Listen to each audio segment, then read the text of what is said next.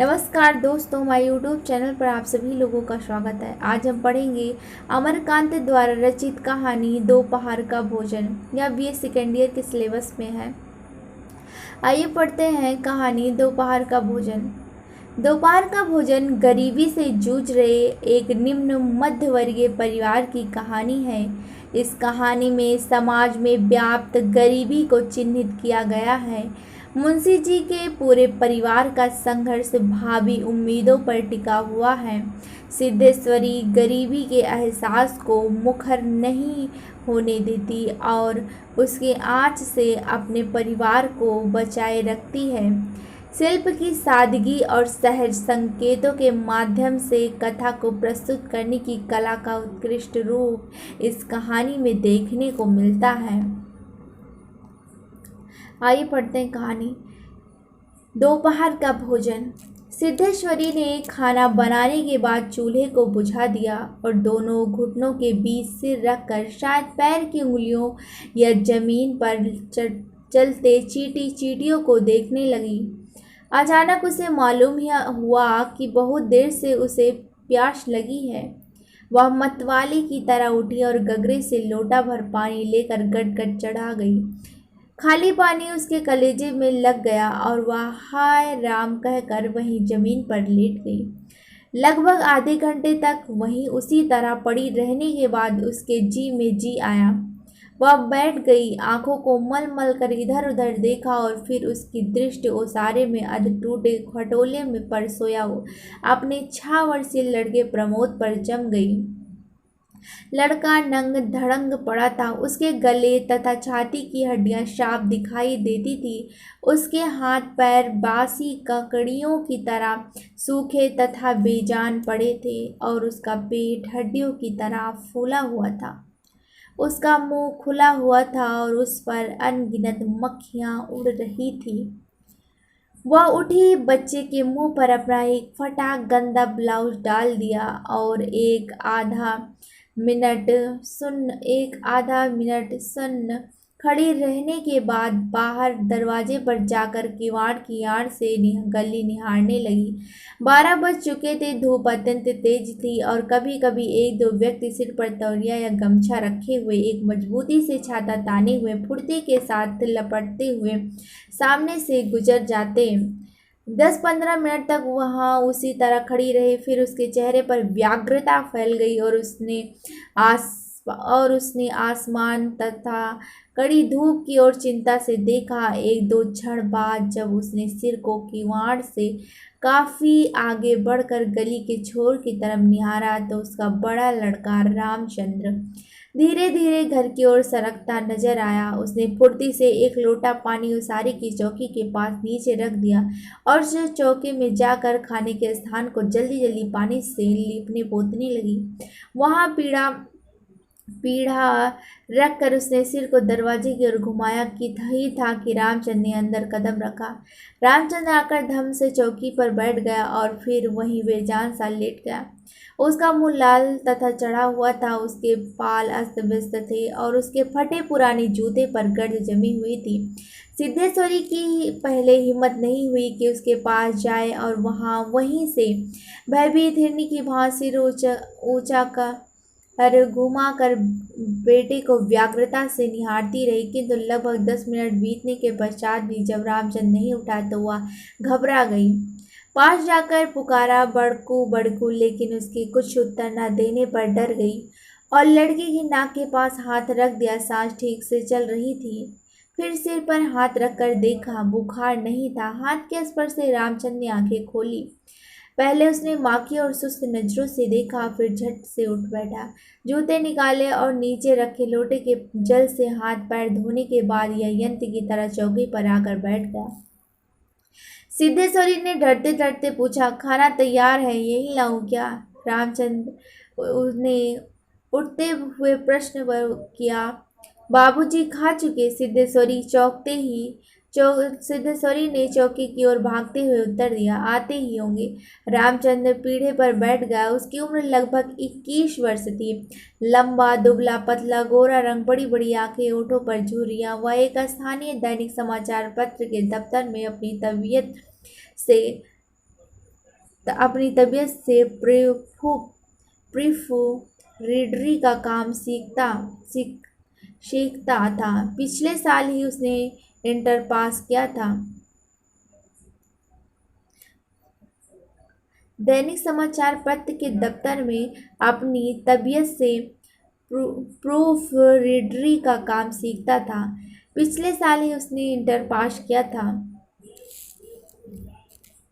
सिद्धेश्वरी ने खाने की थाली लाकर सामने रख दी और पास ही बैठे पंखा करने लगी। रामचंद्र ने खाने की ओर दार्शनिक की भांति देखा, किंतु दो रोटियां भर कटोरा पानी आई दाल और चने की तली तरकारी। रामचंद्र ने रोटी के प्रथम टुकड़े को निगलते हुए पूछा, मोहन कहाँ है? बड़ी कड़ी धूप हो रही है।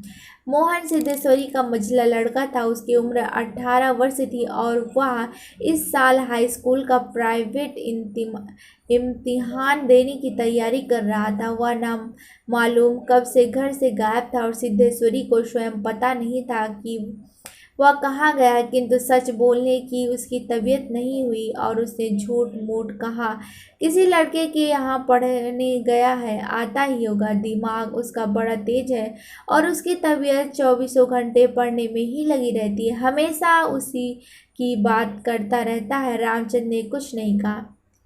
एक टुकड़ा मुंह में रखकर भरा गिलास पानी पी गया, फिर खाने में लग गया। वह काफी छोटे छोटे टुकड़े तोड़कर उन्हें धीरे धीरे चबा रहा था।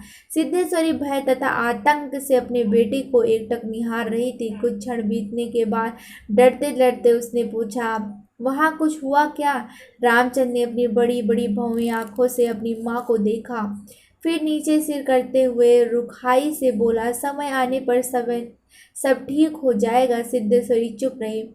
धूप और तेज हो गई थी। छोटे आंगन के ऊपर आसमान में बादल के एक दो टुकड़े पाल की नाव की तरह तैर रहे थे। बाहर की गली से गुजरते हुए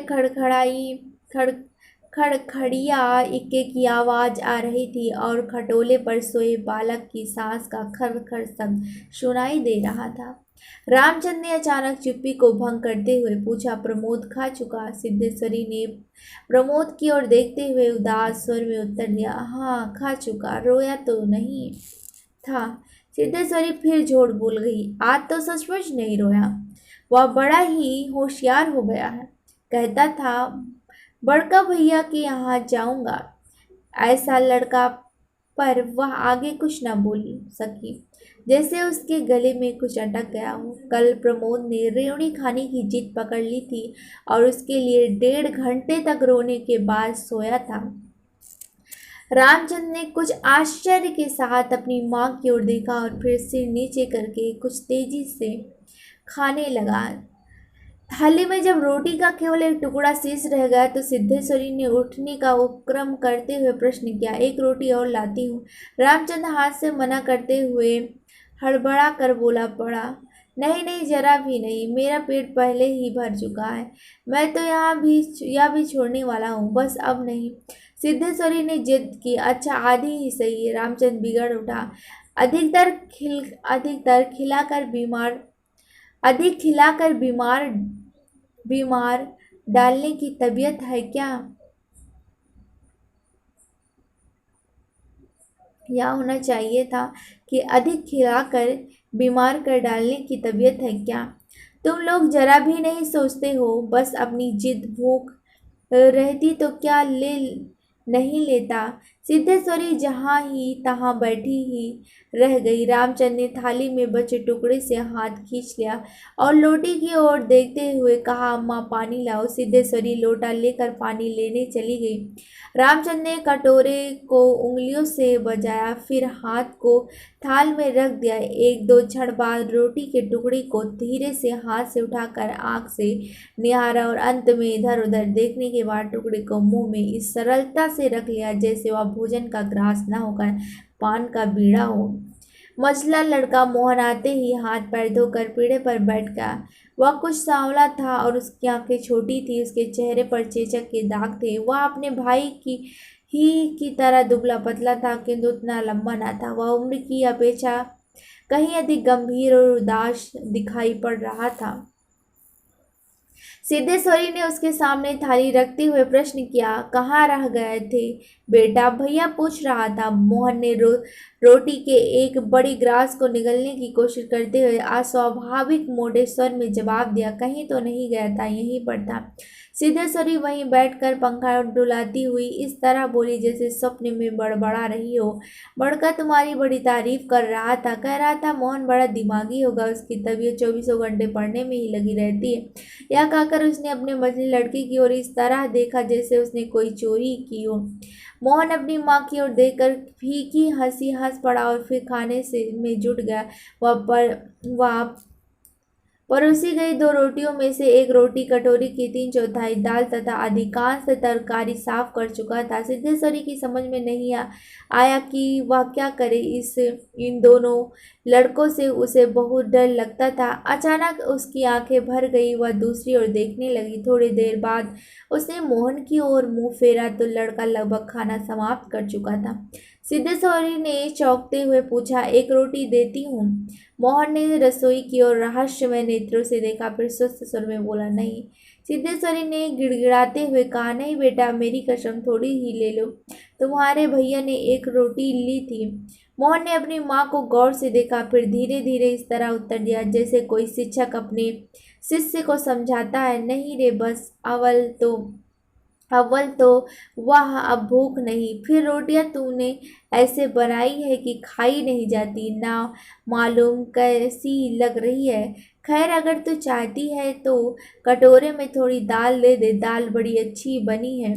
सिद्धेश्वरी से कुछ कहते ना बना और उसने कटोरे को दाल से भर दिया।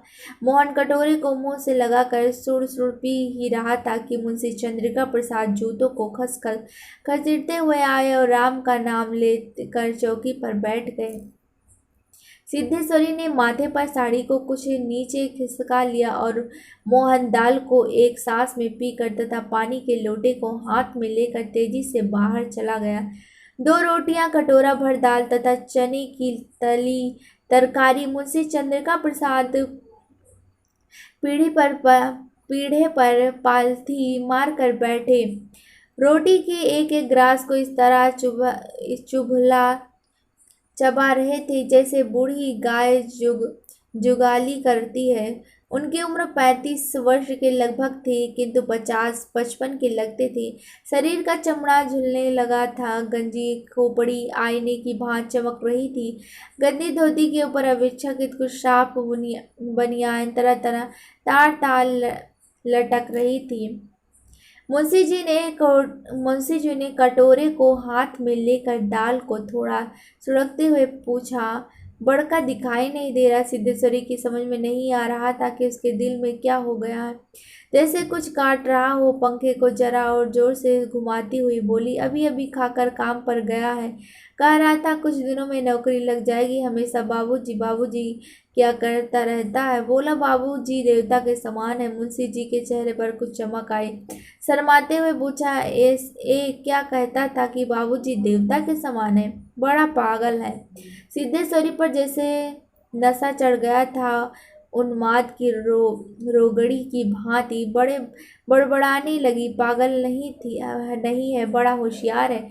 उस जमाने का कोई महात्मा है। मोहन तो उसकी बड़ी इज्जत करता है। आज कह रहा था कि भैया के शहर में बड़ी इज्जत होती है। पढ़ने लिखने वालों में बड़ा आदर होता है और बड़का तो छोटे भाई पर जान देता है। दुनिया में वह सब कुछ सह सकता है, पर यह नहीं देख सकता कि प्रमोद को कुछ हो जाए। मुंशी जी दाल लेंगे। मुंशी जी दाल लगे हाथ को चाट रहे थे। उन्होंने सामने की ताक की ओर देखते हुए कुछ हंसकर कहा, बड़का का दिमाग तो खैर काफी तेज है। वैसे लड़कपन में बड़ा नटखट भी था, हमेशा खेलकूद में लगा रहता था। लेकिन यह भी बात थी कि जो सबक मैं उसे याद करने को देता था उसे बरकरार रखता था। असल तो यह है कि तीनों लड़के काफ़ी होशियार हैं। प्रमोद को कम समझती हो क्या? यह कहकर वह अचानक जोर से हंस पड़े। मुंशी जी 1.5 रोटी खा चुकने के बाद एक ग्रास से युद्ध कर रहे थे। कुछ कठिनाई होने पर एक गिलास पानी चढ़ा न गए, फिर खर खर खास कर खाने लगे। फिर चुप्पी छा गई। दूर से किसी आटे की चक्की की पुक पुक आवाज़ सुनाई दे रही थी और पास के नीम के पेड़ पर बैठा कोई पंडूक लगातार हर बोल रहा था। सिद्धेश्वरी की समझ में नहीं आ रहा था कि क्या कहे। या वह चाहती थी कि सभी चीज़ें ठीक से पूछ ले, सभी चीज़ें ठीक से जान ले और दुनिया की हर चीज़ पर पहले की तरह धड़ल्ले से बात करे, पर उसकी हिम्मत नहीं होती थी। उसके दिल में न जाने कैसे भय समाया हुआ था। अब मुंशी जी इस तरह चुपचाप दुबके हुए खा रहे थे जैसे पिछले 2 दिनों से मौन व्रत धारण कर रखा हो और उनको कहीं जाकर आज शाम को तोड़ने वाले हो। सिद्धेश्वरी से जैसे नहीं रहा गया, बोली, मालूम होता है अब बारिश नहीं होगी। मुंशी जी ने एक क्षण के लिए इधर उधर देखा, फिर निर्विकार स्वर में राय दी, मक्खियां बहुत हो गई हैं। सिद्धेश्वरी ने उत्सुकता प्रकट की। फूफा जी बीमार है, कोई समाचार नहीं आया। मुंशी जी ने चने के दालों की ओर इस दिलचस्पी से दृष्टिपात किया जैसे उसने बातचीत करने वाले ले हों। फिर सूचना दी, गंगा शरण बाबू की लड़की की शादी तय हो गई है, लड़का एमए पास है। सिद्धेश्वरी हठात चुप हो गई। मुंशी जी भी आगे कुछ नहीं बोले। उनका खाना समाप्त हो गया था और वे थाली में बचे खुचे दानों को बंदर की तरह बीन रहे थे। सिद्धेश्वरी ने पूछा, बड़का की कसम, एक रोटी देती हूँ, अभी बहुत सी है। मुंशी जी ने पत्नी की ओर अपराधी के समान तथा रसोई की ओर कनखी से देखा। तत्पश्चात किसी घूटे उस्ताद की भांति बोले, रोटी रहने दो, पेट काफ़ी भर चुका है। अन्न और नमकीन चीज़ें से तबीयत उब भी गई है। तुमने व्यर्थ में कसम धरा दी। खैर, कसम रखने के लिए ले रहा हूँ। गुड़ होगा क्या? सिद्धेश्वरी ने बताया कि हड्डियों में थोड़ा सा गुड़ सिद्धेश्वरी ने बताया कि हाड़ियों में थोड़ा सा गुड़ है। मुंशी जी ने उत्साह के साथ कहा, तो थोड़े गुड़ का ठंडा रस बनाओ, पीऊँगा। तुम्हारी कसम भी रह जाएगी, जायका भी बदल जाएगा, साथ ही साथ हाजमा भी दुरुस्त हो जाएगा। हाँ, रोटी खाते खाते नाक में दम आ गया है, यह कहकर वे ठहाका मारकर हंस पड़े। मुंशी जी के निबटने के पश्चात सिद्धेश्वरी उनकी जूठी थाली लेकर चौकी की जमीन पर बैठ गई। बट लोई की दाल को कटोरी में उड़ेल दिया, पर वह पूरा भरा नहीं।